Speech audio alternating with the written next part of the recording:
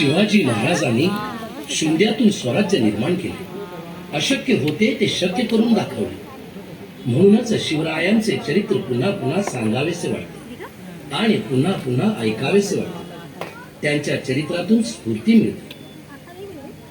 शिवरायांची कुलदेवता देवी तुळजाभवानी. सज्जनांना राखावे, दुर्जनांना ठेचावे, हा शिवरायांचा बाणा होता. तो त्यांनी हयातभर पाळला. शिवराय एका जहागीरदाराचे पुत्र होते. धन दौलत त्यांना कमी नव्हती, पण लहानपणीच त्यांना गुलामगिरीचा वीट आला होता.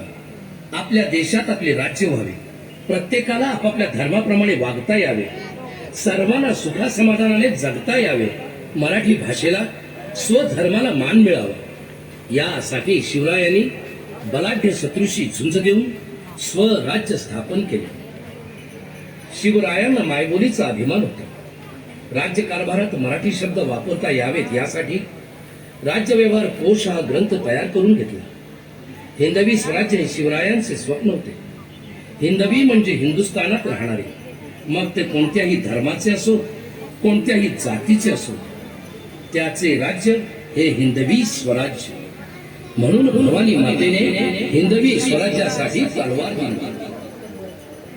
आदर्श पुत्र, सावध नेता, कुशल संघटक, लोककल्याणकारी प्रशासक, हिकमती लढवय्या, दुर्जनांचा कर्दनकार, सज्जनांचा कैवारी आणि एक नव्या युगाचा निर्माता असे शिवरायांच्या व्यक्तिमत्वाचे कितीतरी तेजस्वी पैलू आहेत.